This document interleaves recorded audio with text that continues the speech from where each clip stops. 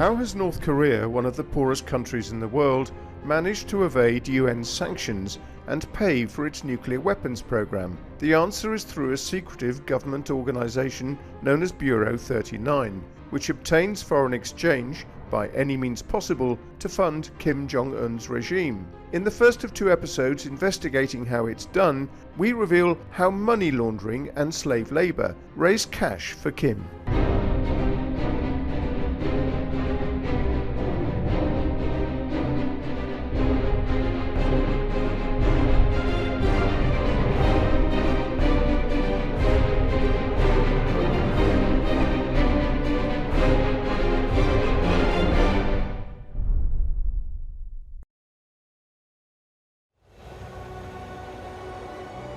North Korea, the pariah state. A dictatorship shrouded in mystery.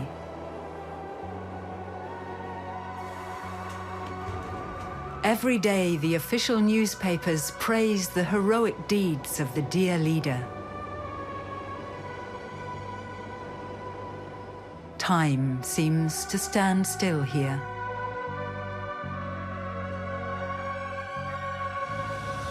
North Korea has the 4th largest army in the world. For 3 generations, the Kim family has ruled the country with an iron fist. But how does the regime manage to survive despite severe UN sanctions?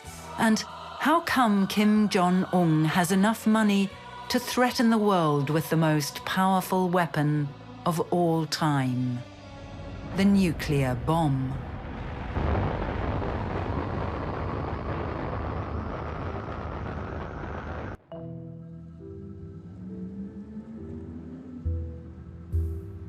Far from North Korea, Remco Breuker, a history professor, is working on answers to these questions. He says our image of North Korea is wrong. North Korea isn't what it tells it is. Just look at the country functions at the highest level. What is the main goal of the government, of the regime, I should say? It's to make money, it's to make cash for Kim. What intrigues me personally is how North Korea manages to make money. One of the questions we were stuck with is, where does the money go? How much money does North Korea make? For North Korea's leadership, questions like these are dangerous. The North Korean regime sent a letter of indictment under my name to the Dutch government, charging me with 3 capital crimes. The worst of the 3 was the accusation that our research, my research, it was in my name, damaged the supreme dignity of the supreme leader. Now this sounds like it's a funny crime, right? It's damaging the supreme dignity of somebody. In North Korea, it carries the death penalty. Remco Breuker's investigations threaten to disrupt North Korea's cash flow. The country is internationally isolated because of its nuclear program. Without legal sources of income, the regime has taken to raising money illegally. New York, the seat of the United Nations. Since 2006, the UN has imposed 9 rounds of sanctions against North Korea. These measures are monitored by an international panel of experts. The panel consists of 8 members, including ex-intelligence, military, and financial experts. For their own safety, they work in secret. Only the coordinator, Hugh Griffiths, is willing to speak on camera. The sanctions have a tremendous impact on one level on North Korea. It means that their economy can't flourish in the way it would. They can't ship coal legitimately. They can't ship iron ore legitimately.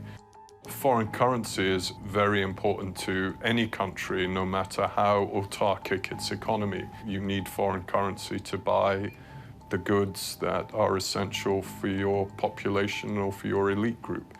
So foreign currency is pretty essential to North Korea's survival. The question is, what's more important to the North Korean leadership, developing a nuclear and ballistic missile program or seeing their economy flourish? The regime decided to go for the bomb. In 2005, it officially announced that it had nuclear weapons as a protection against attacks from the outside and to strengthen its power on the inside. Pyongyang, the city of the chosen.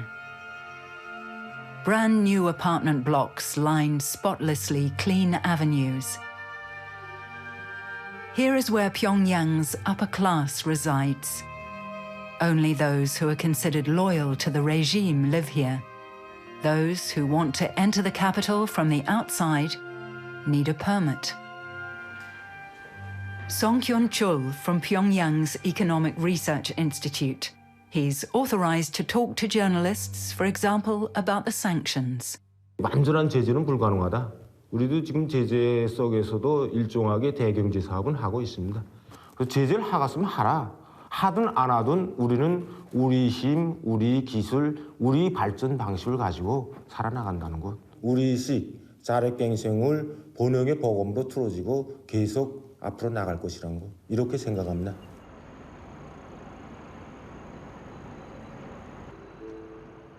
The sanctions that have been put on North Korea are extremely strict. I mean, there's probably not been a country that has been sanctioned more diversely, more strictly. At the same time, they're no longer working.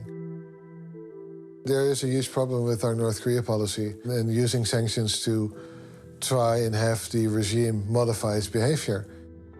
Because we're not sanctioning the one entity that earns most of its money, that keeps it afloat financially, that keeps it alive. Many high-ranking defectors from North Korea talk about a secret government department that's said to administer the regime's secret funds. Allegedly, Kim Il-sung and his son Kim Jong Un set it up in the late 1970s and equipped it with wide-ranging powers. Its tasks? Securing an independent power base for the Kims and raising money for the nuclear bomb and the leader's personal luxury. Its name, Bureau 39. Only 200 kilometers to the southeast, Seoul, South Korea's hypermodern capital. Around 25 million people live in the metropolitan area, about half the population of South Korea. Among them, most of the 30,000 people who managed to flee from North Korea.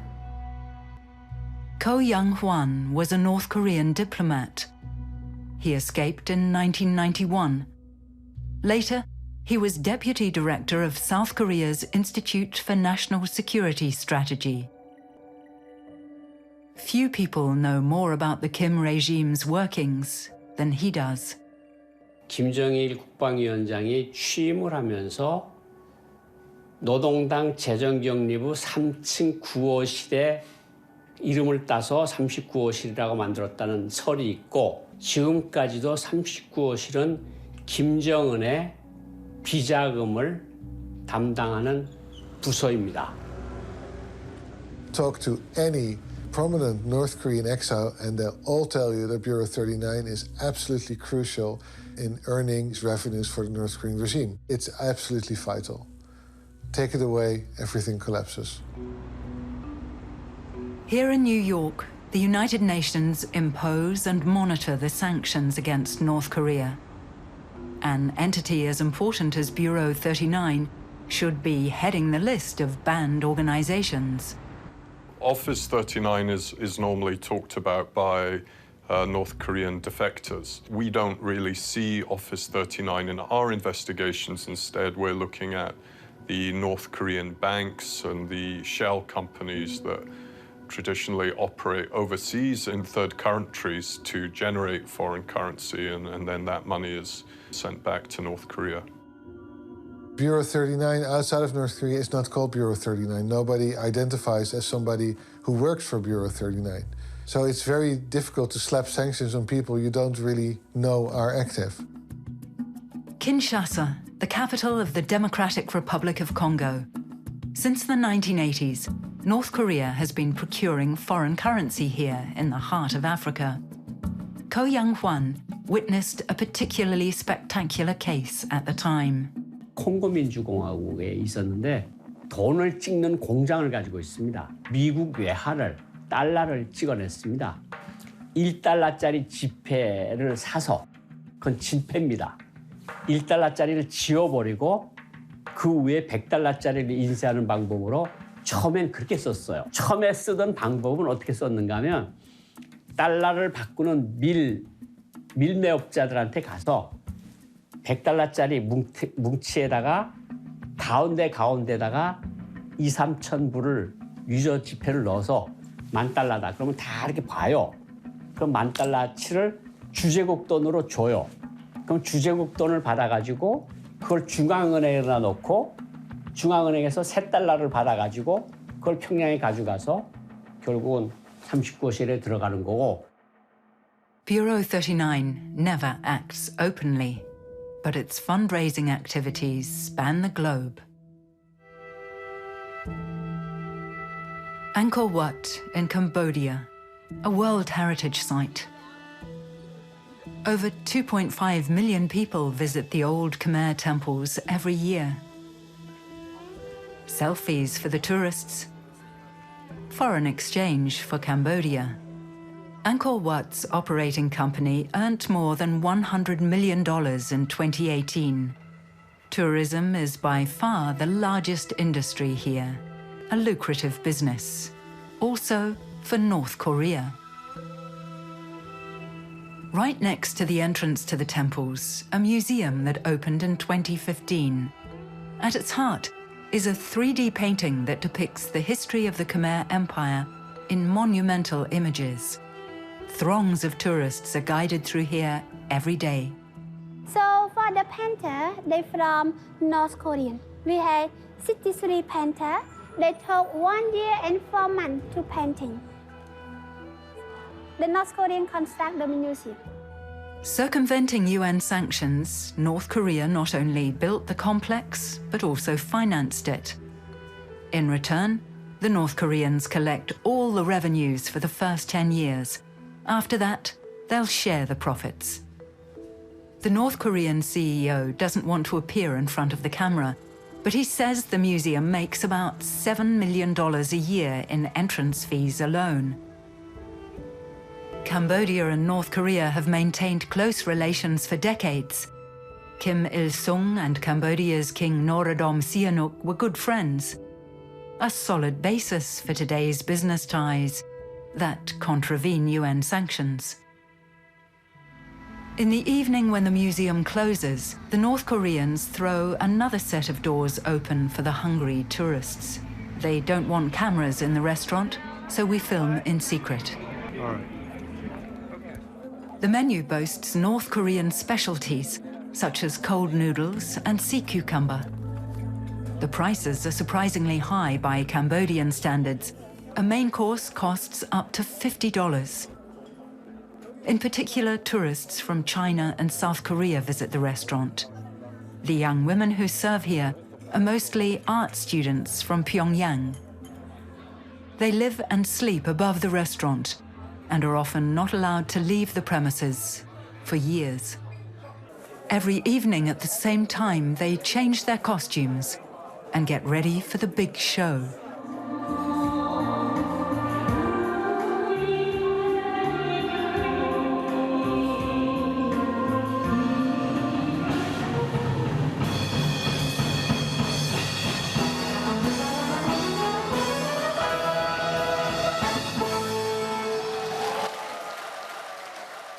There are 130 such North Korean restaurants worldwide, 3 of them in Cambodia.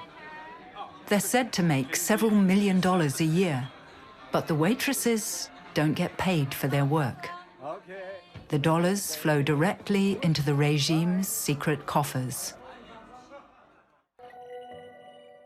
No other country exploits its population as systematically as North Korea. North Korean workers are deployed worldwide, even in the European Union, in Poland. Here we encounter North Korean work brigades on a building site. They've been promised good wages and decent working conditions, only to be treated like slaves. In the evening, after a 12-hour shift, the workers are driven to their barracks.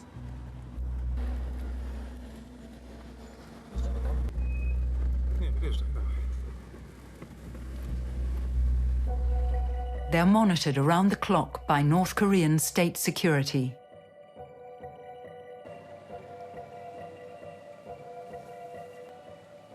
Still, one of them decides to talk. 혼자 나오시는데 괜찮으셨어요? 예, 일요일에는 혼자 나오는 게 괜찮습니다. 만약에 들키시면 어떻게 되세요?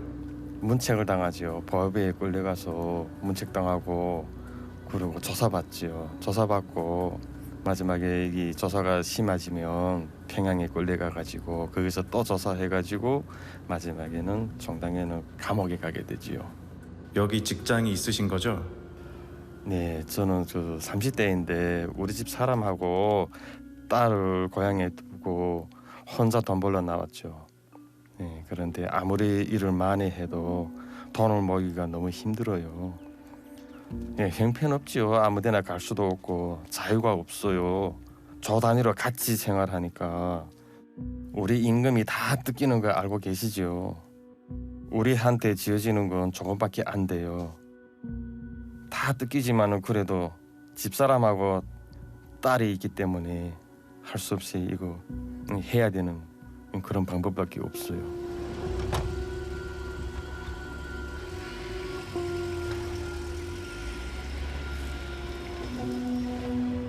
Modern slavery. North Korea sends well-trained workers to Poland to toil in shipyards and on construction sites. The workers' families are held hostage in North Korea. If the worker flees, the family at home is often severely punished. The workers only earn about 90 euros per month. The rest goes to the regime. Cash for Kim. Largely unnoticed by the international community, North Korea has sent laborers all over the world, up to 150,000 in all. About 40,000 of them are in Russia, and up to 100,000 in China. North Koreans also work in Kuwait, Malaysia, Cambodia, Mongolia, Oman, Qatar, the United Arab Emirates, and in African countries. Under UN sanctions, these workers need to go back to North Korea, but the practice still continues.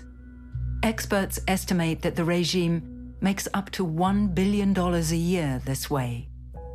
어떤 방식으로 하든 돈이 모이는 최종 집합지는 39호실. 요거는 39호실에서 하는 겁니다. 그러면 거기서 손을 못 대는 거죠. Defectors say that Bureau 39 is directly controlled by Kim Jong Un. It manages the leadership's secret accounts, the so-called palace economy. But where in Pyongyang is Bureau 39 located? And how many millions flow into its coffers? When we ask the North Korean official, he and his translator pretend not to know. 무슨 39층 소리 하는데 오일에서 알고 계시면 39층이라는 거지. 나도 지금 뒤에 앉아서 질문이 무슨 소리야? 39층? 아파트가 39층? 일어났어요. Bureau 39 is one of the best-kept secrets of the Kim regime. Only North Koreans who've escaped can talk about it openly.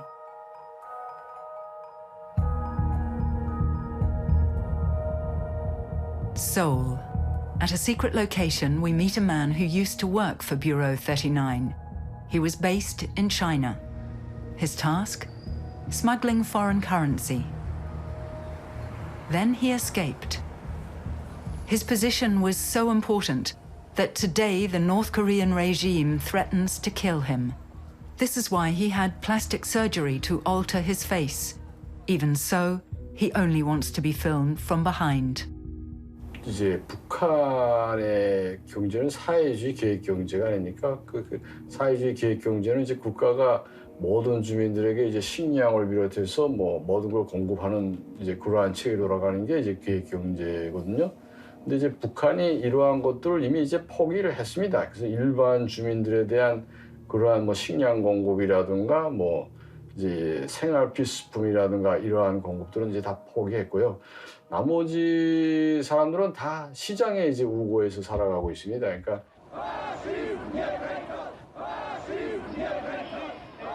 To understand Bureau 39 and the capitalist structures of North Korea, it's important to understand its history. In 1991, the Soviet Union breaks up. North Korea loses one of its most important trading partners.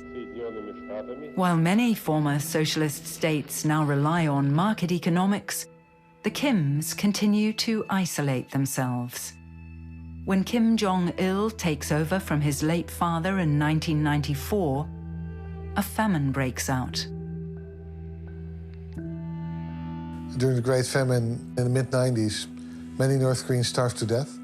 The public distribution system collapsed. Witnesses describe seeing mountains of dead bodies in the streets. Anywhere between 1 to 3 million North Koreans died.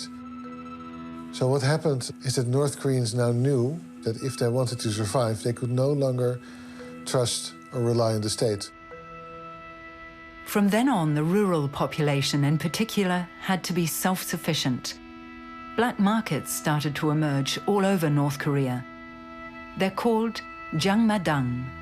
All sorts of currencies are accepted, especially American dollars and Chinese yuan. Today, there are countless of these markets throughout the country. 400 of them are even officially licensed and provide tax income for the regime. Mainly food and goods from China are bartered and sold here. 뭐 잘 알다시피 북중 국경이라는 게 몇 킬로 남아가 이제 그 국경을 맞대고 있습니다. 거의 뭐 제가 알고는 한 70-80% 지역의 그 위치에는 그런 철조망 같은 것도 없거든요. 이걸 통해서 주민들, 국가가 통제하지 않는 이런 주민들의 교역이 아주 활발하게 진행되고 있는 거로 제가 알고 있습니다. So the regime tried to control the market, but it knows it can't, because if it shuts down the market without having in place another public distribution system, people die of hunger. And North Koreans are not going to let that happen again. They know what happened last time. And that's how North Korea really changed from a socialist country with an economy in ruins to a capitalist country with a hybrid economy that looks socialist but really is really capitalist. The biggest profiteers from these black markets are Pyongyang officials. Because of their loyalty, but mainly out of financial self-interest, the regime allows them to trade. Over the years, they've become rich. They sell luxury goods, smuggle raw materials, and invest in real estate. They're called donju, money lords. They enjoy the luxury and the freedom that the regime grants them, but their loyalty comes at a price. Many donju hold senior government positions, including at Bureau 39. Like this man who's been hiding in Seoul since he escaped. Born in the 90s, he experienced how North Korea developed increasingly capitalist structures. Before his escape, he was responsible for exports, Bureau 39's most lucrative business. Fearing the regime's revenge, he too doesn't want to be recognized. 우리가 흔히 이야기하는 어떤 최고 존엄에 대한 충성심 이런 거는 굉장히 이데올로기적인 거예요. 근데 이데올로기보다도 실은 더 직접적인 거는 내 물질적 만족이에요. 혹은 사회적인 지위 이런 것이 오히려 내가 거기에서 일하는 거에 대한 동기였고 목표였죠. 그거에 가깝게 접근하는 것이 그런 경제 파트에서 일하는 것이라는 걸 선택의 여지를 더 이상 두지 않았고 그랬기 때문에 저희는 그거였어요. 남들과 똑같이. In that respect at least, North Korea's go-getters are no different from their counterparts in the West. 뭐 보혜부라든가 검찰이라든가 이 사람들이 함부로 손을 못 댑니다. 왜? 그 사람들은 엄연하게 당에 필요한 외화를 벌고 있기 때문에 그 이런 안전기관이라든가 보호기관이라든가 검찰기관이 마음대로 이제 어떻게 할 수가 없는 거예요. 웬간하게서 이제 법에 저촉되는 일도. In the next of our two investigations, how insurance scams, computer hacking and illegal arms sales keep the money rolling in.